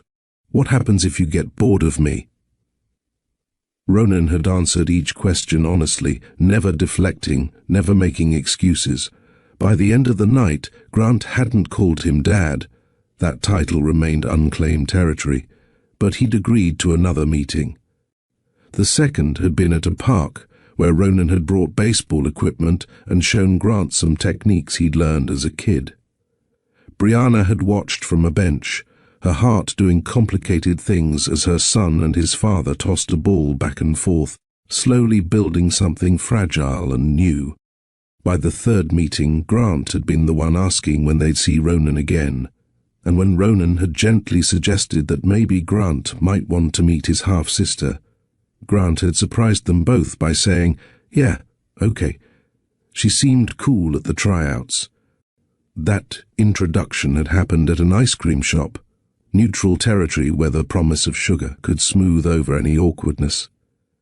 Caitlin had been nervous, uncharacteristically quiet, until Grant had asked her opinion on the best superhero movie. Then they'd been off, debating characters with the passion of scholars, while Ronan and Brianna had exchanged looks of parental relief. Now, watching them play together, anyone would think they'd known each other for years instead of weeks. "He's good with her," a voice said beside Brianna. She turned to find Ronan, holding 2 bottles of water, offering one to her. "She's good with him too." Brianna accepted the water. "I was worried it might be weird. Kids are more resilient than we give them credit for." He watched their children with an expression of wonder that still seemed new on his face. "Though I think Grant's protectiveness of you extends to making sure I'm not neglecting Caitlin either. He asked me yesterday if I was spending equal time with both of us. That sounds like him. Fair to a fault. He gets that from you." The ease of the conversation still surprised her. 3 weeks hadn't erased 10 years of hurt, but they'd established a working rhythm, small talk that occasionally deepened into real conversation, shared laughter over something one of the kids did, a thawing that felt dangerous and hopeful in equal measure. Grant spotted them and came running over, Caitlin trailing behind. His face was flushed with exertion and anxiety. "They're going to announce rosters soon," he said, trying to sound casual but failing. "Coach Turner is setting up the microphone now." "You'll make it," Caitlin said with the confidence of someone who'd never doubted her place in her father's world. "You're really good, but what if I don't?" Grant looked at Brianna. "Will you still be proud of me?" She knelt down, cupping his face. "Grant Corbin, Ice cream is not performance-based. You could strike out every time you're at bat, and I'd still be the proudest mom in the world. You tried your best. That's what matters. Your mom's right, Ronan added, and either way, we're all getting ice cream after this. New tradition. Grant nodded, but his hands were shaking slightly. Brianna took one, Ronan took the other, a united front that 3 weeks ago would have been impossible, and they walked together toward the main stage where Calvin Turner was adjusting the microphone. The crowd gathered, parents and children pressing close. Brianna saw Reina Morales waving from near the front, her son Carlos bouncing with nervous energy. Other families she recognized from Tryouts clustered together, all wearing the same expression of hopeful anxiety. Then Ronan stepped onto the stage, and the crowd's energy shifted. He commanded attention without trying. That same presence she'd seen in college debate tournaments, now directed at a field full of families. "Thank you all for coming to Community Day," he began, his voice warm and genuine. "Before we announce rosters, I want to talk about what this foundation really means."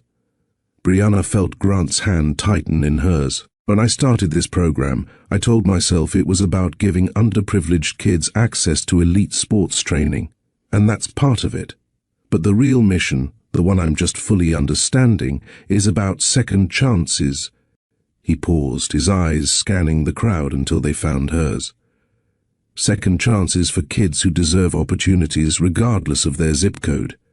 And second chances for adults who've made mistakes, who've let others define their lives, who need to learn how to show up.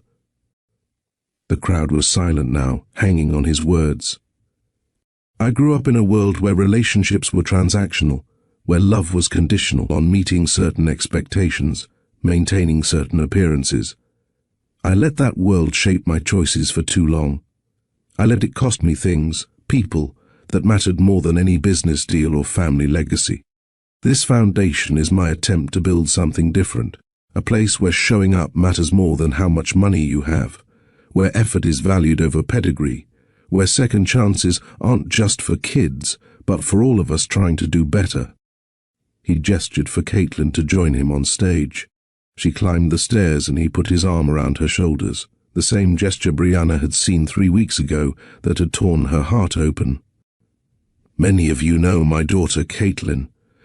She's been part of this program since it started, and she's taught me more about being present than any parenting book could." Caitlin beamed up at him, completely comfortable in the spotlight. "But today," Ronan continued, his voice shifting to something deeper, more vulnerable, "I also stand here as the father of my son, Grant Corbin, whom I am just beginning to know." The crowd erupted in murmurs. Heads turned, searching for Grant. Brianna felt her son stiffen beside her, felt a dozen eyes land on them. "Grant is an incredible young man who's grown up without me because I made choices, and failed to question others' choices, that kept us apart. I'm grateful beyond words that his mother, Brianna, is giving me the chance to be part of his life. And I'm even more grateful that Grant is willing to let me try to earn the title of father." Tears streamed down Brianna's face. She looked down at Grant, needing to see his reaction, terrified he might feel exposed or embarrassed by this public claim. But Grant was staring at Ronan with something like awe. His eyes were wet, but he was smiling, a real smile that reached all the way to his core. "He said my name," Grant whispered. "In front of everyone. He didn't hide me." "No, baby," Brianna whispered back. "He claimed you, publicly, proudly." Around them the murmuring continued. Some reactions were warm. She heard someone say how wonderful, and another voice saying took courage to admit that. But others were less kind, whispered speculation about scandal and hidden children and questionable mothers. Brianna felt herself tensing, preparing to shield Grant from judgment, but Ronan's voice cut through the noise. "I know some of you might have questions about our family's story. That's natural. But what I need you to understand is this. My son's mother is one of the strongest, most dedicated people I've ever known. She raised Grant alone, worked impossible hours, sacrificed her own dreams to give him stability and love. If anyone in this story deserves judgment, it's me, not her. She's a hero. Grant is here because of her strength. The whispers shifted quality. Brianna saw several women nodding, their expressions softening. Now, Ronan said, the weight lifting from his voice, let's talk about why you're all really here. Coach Turner, would you like to announce this year's team rosters? Calvin Turner, a former semi-pro player who ran the program's day-to-day operations, stepped up to the microphone with a clipboard. Thanks, Ronan. Okay, families, here's how this works. When you hear your child's name, come up and grab a jersey packet. It'll have your team assignment, practice schedule, and welcome materials. Grant's grip on Brianna's hand became almost painful. Remember, Turner continued, making a team doesn't mean you're better than someone who didn't. It means you're ready for this level of commitment right now. For those not called today, we have other programs and next year's tryouts. Everyone has a path. He started reading names alphabetically. Anderson, Thomas, Barrett, Sophie, Bennett, David. Each name produced a burst of joy from one family and tightening tension in the others. Carlos Morales' name was called, and Raina whooped so loud it made people laugh. Corbin, Grant. For a second, Grant didn't move. He just stood there, hand in his mother's, as if he'd misheard. That's you, baby, Brianna said, her voice breaking. Go get your jersey. He walked toward the stage like someone in a dream. Turner handed him a packet with a grin. Great tryout, son. Looking forward to coaching you. Grant turned, holding the packet against his chest, and found his family in the crowd. Brianna was crying openly now, not caring who saw. And Ronan was watching their son with such naked pride that it transformed his whole face. Caitlin launched herself off the stage and ran to Grant, throwing her arms around him. I made it too. We're going to be on the same team. This is the best day ever. Grant laughed, hugging her back, and for a moment, Brianna could see it, the future they might build. Not the one she'd lost 10 years ago, but something different, more complicated, harder one, but possibly just as beautiful. As the roster announcement continued, Ronan made his way through the crowd to where Brianna stood. They didn't touch, maintaining the careful distance they'd established, but he stood close enough that she could hear him over the noise. He needed that, she replied. To know he's not a secret you're ashamed of. I could never be ashamed of him. Or you. The words hung between them, weighted with history and possibility. Before either could say more, both children came running back, jerseys clutched in their hands. Can we get ice cream now? Grant asked. You said it wasn't performance-based, so even though I made it, we're still going, right? Absolutely, Brianna confirmed. Can we all go together? Caitlin looked between the adults hopefully. Please, we should celebrate together. Ronan glanced at Brianna, silently asking permission. She nodded. Family celebration it is, he said, and the word family settled over them like a blanket, warm and slightly uncomfortable but not unwelcome. As they started walking toward the parking lot, a volunteer with a camera stopped them. Mr. Prescott, would you mind if we got a few photos for the Foundation's website? Some families celebrating roster announcements? Of course. He looked at Grant and Caitlin. You two up for a photo? Can Mom be in it? Grant asked immediately. I was hoping she would be, Ronan said. The volunteer positioned them, Ronan and Brianna in the middle, Grant and Caitlin in front. It should have been awkward, this manufactured family portrait of people still learning how to be in each other's lives. But as the camera clicked, Grant leaned back against his mother, and Caitlin grabbed her father's hand, and somehow it worked. What did you feel when Ronan spoke his son's name in front of everyone? That moment when he chose transparency over reputation. when he claimed Grant publicly instead of keeping him hidden. If this story has touched you, please share it with someone who needs to believe that even powerful people can admit they were wrong, and that kids deserve to be claimed, not hidden. Drop a like if you're invested in seeing where this family goes, and subscribe so you don't miss what happens when the past and present fully collide. One more? The volunteer asked. Everyone say, "Team, team," they chorused, and the shutter clicked, capturing a moment that would later feel like a turning point, the day they stopped being separate people navigating a complicated situation and started becoming something that resembled a family.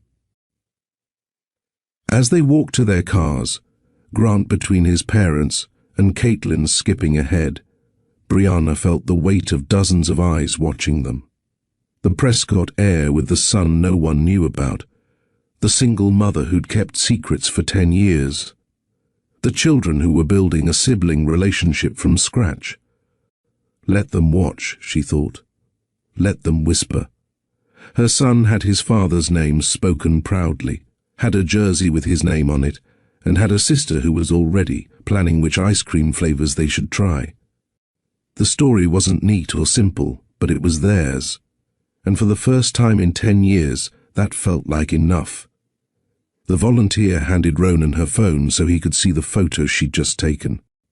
He stared at the screen for a long moment, his expression unreadable. 4 people, 2 children in matching jerseys, grinning with the unself-conscious joy only kids possess.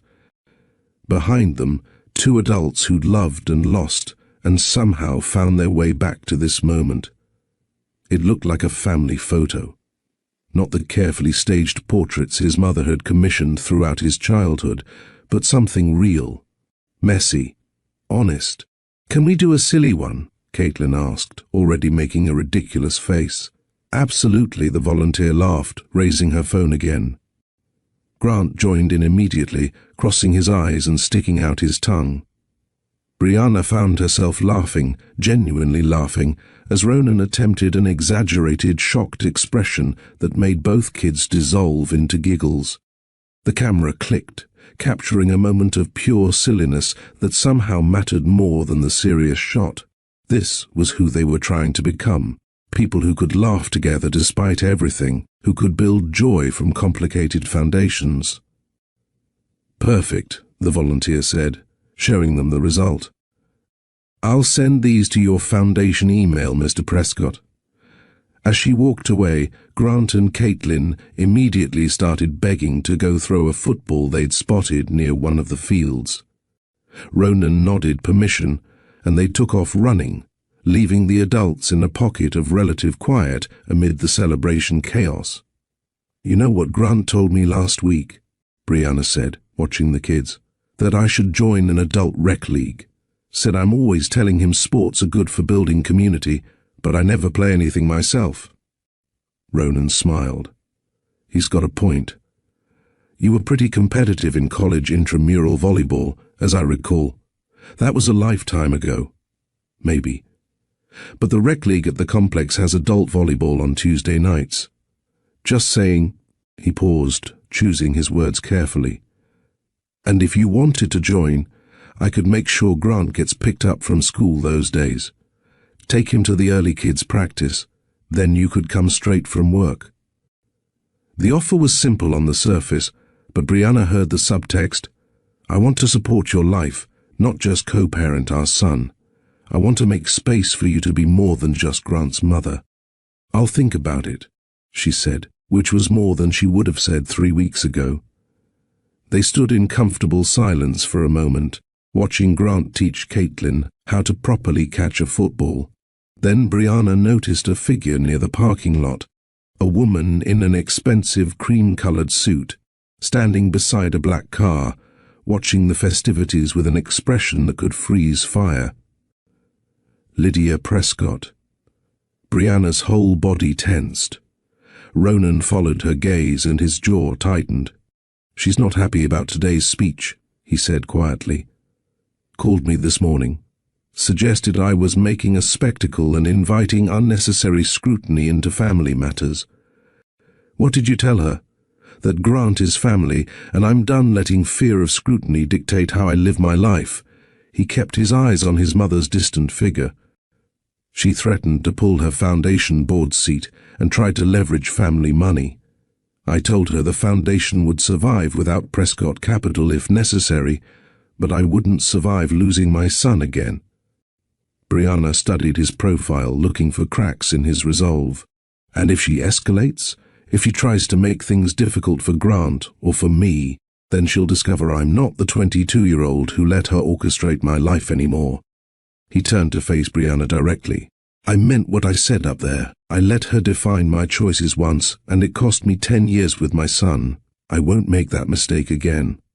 As if sensing their attention, Lydia turned and walked to her car without approaching. The message was clear. She was watching, disapproving, but perhaps acknowledging she'd lost this particular battle. "She's not going to just accept this," Brianna said. "Probably not. But that's my problem to handle, not yours." He paused, then added, "Though I'd understand if you wanted to limit Grant's exposure to her. I know what she's capable of. Let's see how things develop. Grant deserves the chance to know all his family, even the complicated parts, as long as she respects boundaries and doesn't try to undermine us." The word "us" hung in the air, not romantic, but something. A unit, a partnership, co-parents navigating complicated family dynamics together. Ronan took a breath, and Brianna recognized the look on his face. He was about to say something that mattered, something he'd been building toward. "Can I ask you something?" he said. "You can ask. I might not answer." "Fair enough." He watched the kids for a moment, gathering courage. "Right now, we're co-parenting, building trust, figuring out how to give Grant what he needs. And that's good. That's important. But Brianna, I'd like to be more than just Grant's father in your life. I'd like to be a person you might eventually consider as more than just someone you're tied to through our son." The honesty of it took her breath away.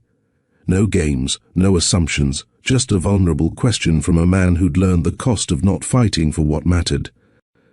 "I'm not ready for that," she said, matching his honesty. "There's too much history, too much hurt.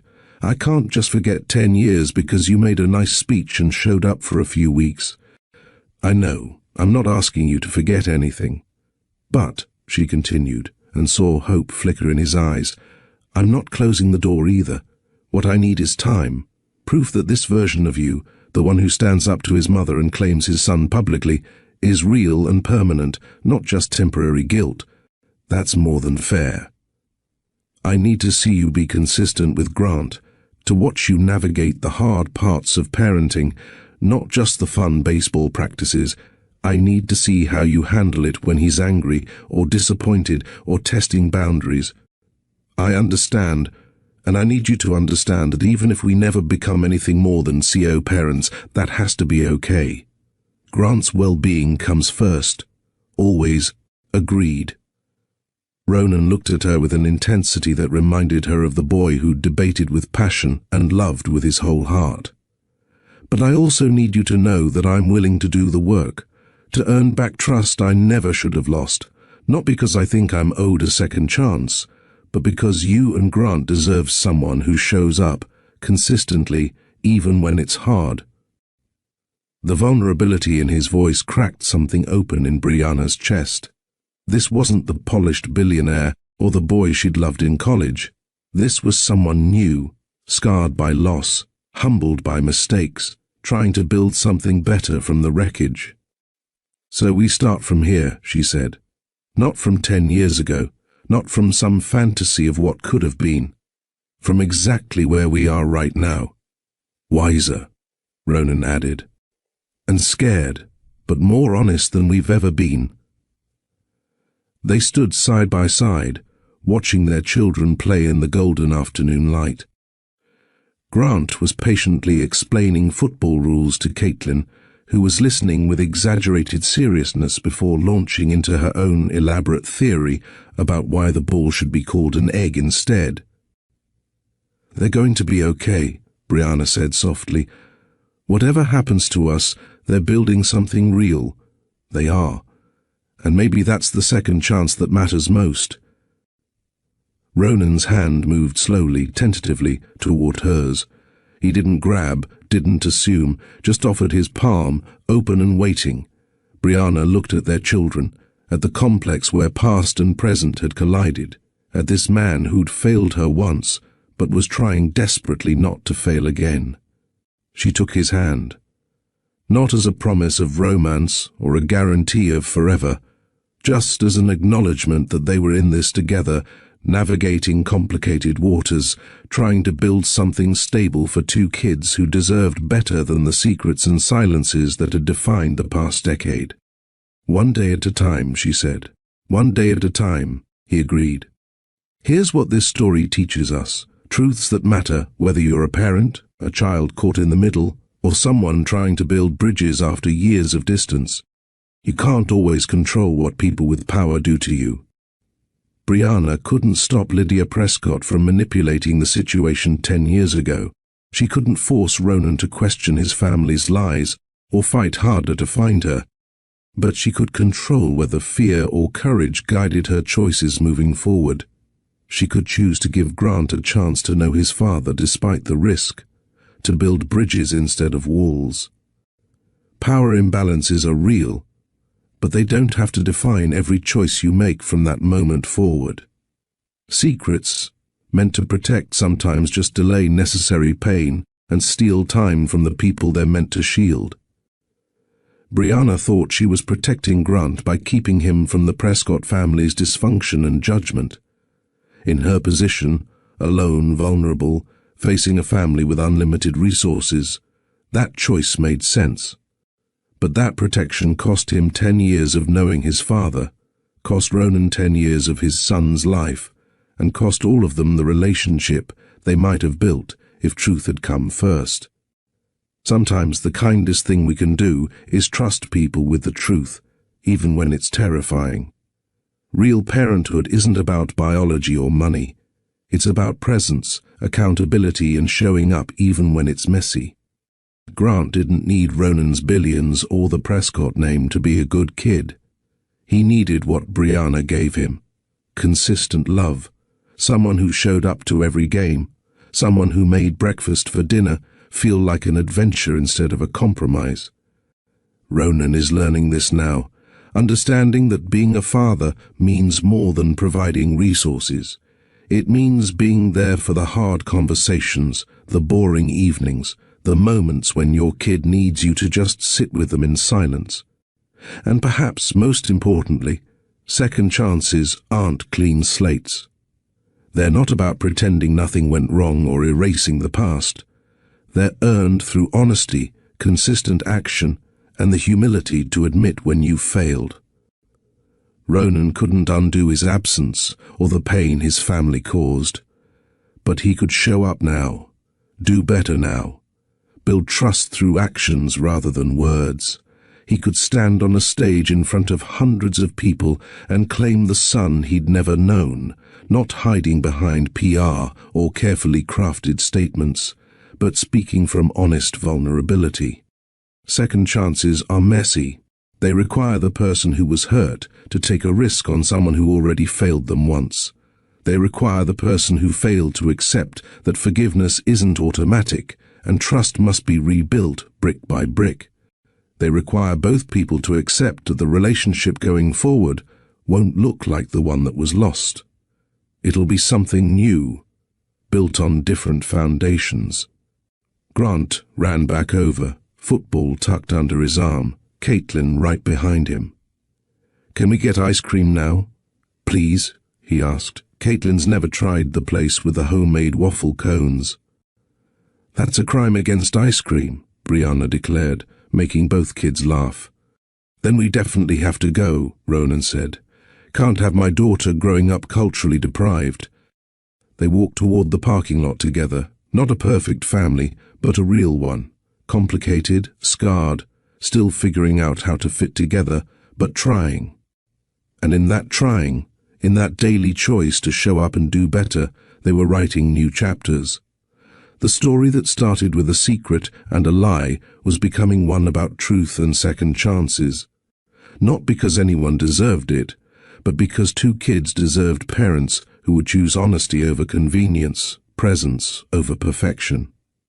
Yeah, baby. This was a really good day. And it was. Not perfect, but good. And good was enough to build on. Now I want to ask you something. Have you ever had to forgive someone after years of silence? Have you faced the choice between holding on to justified anger or taking a risk on someone who failed you? What would you tell Brianna right now if you could? What would you tell Grant or even Ronan? Drop your thoughts in the comments. This is a community built on honest conversation about real, messy life situations.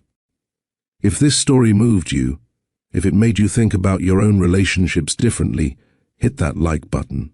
And please, share this with someone who needs encouragement to face a difficult truth or reconnect with a family they've been separated from.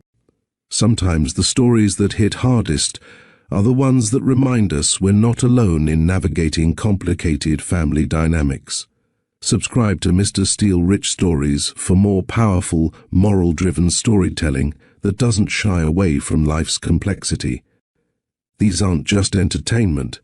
They're conversations about how we navigate love, loss, responsibility, and the courage it takes to choose vulnerability over self-protection.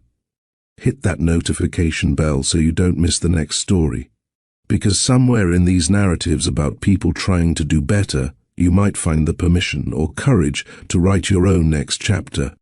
Thank you for being part of this community. Thank you for engaging with stories that matter. And remember, second chances aren't about erasing the past. They're about having the courage to build something better from exactly where you are right now.